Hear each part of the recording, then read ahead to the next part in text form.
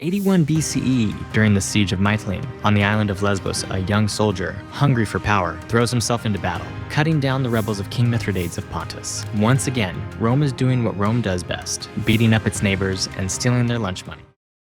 But in the chaos of war, the seemingly unimportant soldier fights with reckless bravery. No one pays him much attention, yet history will remember his name, because this young soldier will one day become the most powerful and wealthiest man in the entire Roman Republic. Right now, he is just a boy in a blood-soaked battlefield, desperate to prove himself. But soon, he will rule Rome with an iron fist. He will build the greatest economy that the world has ever seen during that time, and he will change history forever. His name? Gaius Julius Caesar, and this is just the beginning. Chapter 1. Rise to power. At just 18, this kid is already in the thick of battle, swinging a sword like he's got something to prove, and he does. He's hungry for a seat at the top of the world's biggest and most dysfunctional corporate empire, Rome. Now, this isn't just a cute little battle on the side of some random island. This is the siege of Mytilene on the island of Lesbos in the Aegean Sea, the very same Aegean where ancient Greek philosophers would sit around drinking wine and talking about their feelings. But forget about that. It's wartime. It's an absolute bloodbath, and Caesar is getting himself a front row seat. But what does he get for all this? The Corona Civica, basically a big shiny medal for being a badass and saving a fellow soldier's life. Rome loves a good story of bravery, especially when it involves blood, sweat, and a lot of messy stabbings. The Corona Civica was a big deal. Only the highest ranking citizens could wear one, and Caesar's wearing it like a badge of honor. But here's where it gets interesting. Caesar's not just happy with a shiny medal and a pat on the back. That would be too easy. He's looking around at the big dogs of Roman society, so he borrows money, a lot of it. Now, you might be thinking, wait, isn't he a soldier? Doesn't he get paid like 5 denarii a day, or something ridiculous? Yep, that's the going rate for a Roman soldier. But here's the thing. Caesar's not living for that paycheck. Caesar has vision, and his vision involves spending other people's money to make him even richer and more powerful. You see, Rome is all about connections, and Caesar's like that guy who gets invited to every party, whether he's on the guest list or not. He borrows money from the rich and powerful of Rome, then he spends it like he's the world's most extravagant Roman party planner. He throws grand games, festivals, and basically a non-stop Roman rave designed to get the people chanting his name and singing his praises. Chapter 2. From politician to general, the power move. Alright, let's get serious for a minute. Caesar's been making waves in Rome, winning medals, throwing big parties, and racking up debt. But now, he's ready for something bigger. It's time for him to stop playing the political game and start playing the power game. And in Rome, the best way to do that is to become a general. But how does he get there? Simple. He teams up with two of the most powerful men in Rome, Pompey, a celebrated general, and Crassus, the wealthiest man in the city. Together, they form an alliance to get Caesar what he wants, a military command. In 58 BCE, Caesar is appointed governor of Gaul, which was a pretty big deal. Gaul was full of hostile tribes and tough terrain, but it was also full of wealth and glory, perfect for a man like Caesar looking to build his name. As soon as he gets there, Caesar isn't just playing defense. He's charging in, conquering tribes one after the other. Each victory brings him land, treasure, and a growing army of loyal soldiers. But how does he make sure everyone knows he's the man? He writes it all down. He creates his own version of events in his Commentary de Bello Gallico, a detailed account of his military campaigns. Not only does he get to spin every victory to make himself look like a genius, but he also makes sure that Rome hears about it. His name gets carried all over the empire, and pretty soon, he's the most famous general in Rome. Meanwhile, all the wealth he's accumulating from his conquests is paying off his debts back in Rome, where he borrowed money to fuel his early ambitions. The more he can pay off and the more loyal supporters he can buy. By the time he's done in Gaul, he's not just another general. He's the most wealthy, powerful man in Rome. Chapter 3. Crossing the Rubicon.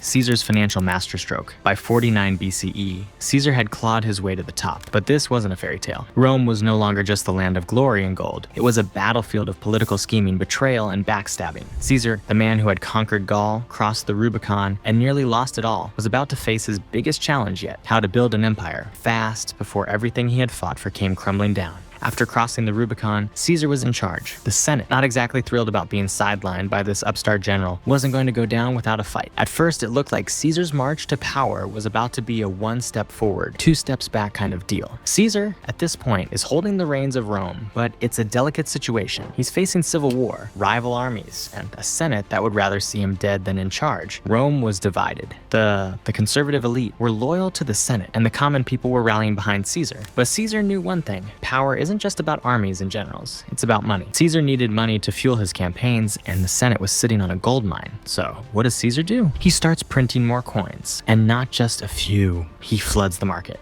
Why? Because Caesar understands a very simple truth. If you control the money supply, you control everything. People can fight over land, titles, and power, but money, that's the lifeblood of any empire. And the economy of Rome needed a serious boost. The moment Caesar took power, the country's wealth was scattered, the elite were hoarding their gold like squirrels in winter, and there was an economic crash waiting to happen. If Caesar didn't act fast, everything he'd worked for would go up in smoke. While Caesar was trying to stabilize Rome's finances, his rivals weren't just sitting around twiddling their thumbs, they were gathering forces. Pompey the Great, who'd once been Caesar's ally, was now a major threat. Pompey's army was formidable, and the Senate was backing him, hoping that he would oust Caesar once and for all. Caesar had just crossed the Rubicon, but the Rubicon of politics was even harder to cross. Caesar didn't just sit on his hands and wait for the next battle. He invested in the people. Land redistribution, public works, you name it. Poor were going to love him. The soldiers who followed him, they were getting land and money. But this isn't a fairy tale. Rome is a place where no one stays in power for long. The tables start to turn as Pompey gathers his forces and marches to face Caesar. And Caesar's stuck in this crazy paradox. He's got all this wealth now, but military defeat could undo it all. So Caesar does what any genius would do. He spends big and he spends smart. He doesn't sit around waiting for the worst to happen. He marches out to face Pompey and his forces. The Battle of Pharsalus becomes the moment where Caesar faces his biggest test. Does he win this, or does everything crumble? The battlefield stretched across the plains of Pharsalus, dust swirling in the blistering heat. On one side stood Pompey's forces, nearly twice the number of their enemy. His cavalry lined the flanks, banners snapping in the wind, their armor gleaming under the sun. His infantry, hardened veterans of past campaigns, stood ready. Victory to them seemed inevitable. Opposing them, Caesar's legions stood outnumbered. His men had followed him through Gaul, through hardships few armies could endure. They had fought with their backs against the wall before, and they had won. The battle began with a thunderous charge. Pompey's cavalry surged forward. If they could break Caesar's right flank, the battle would be over before it truly began. Caesar's men braced for the impact. The clash was deafening. Swords scraping against shields, war cries mixing with the screams of the wounded. Dust clouded the field, obscuring the chaos. Pompey watched from a distance, confidence settling in. His cavalry had the numbers. They pushed forward, pressing hard. But then, something changed. Caesar had anticipated this. At the last moment, he ordered a hidden line of infantry to rush forward men who had been held back just for this moment. With short swords drawn, they struck upward, slashing at the exposed faces of Pompey's horsemen. Blood sprayed across the battlefield. The cavalry, panicked and unable to regroup, fell into disarray. With Pompey's cavalry shattered, Caesar saw his opening. He commanded his legions forward in a relentless surge. Shields locked, spears thrusting, they pushed through the chaos step by step. Pompey's men now found themselves outmaneuvered. Pompey, watching from his command post, went pale. His advantage had crumbled. His men faltered. The lines broke.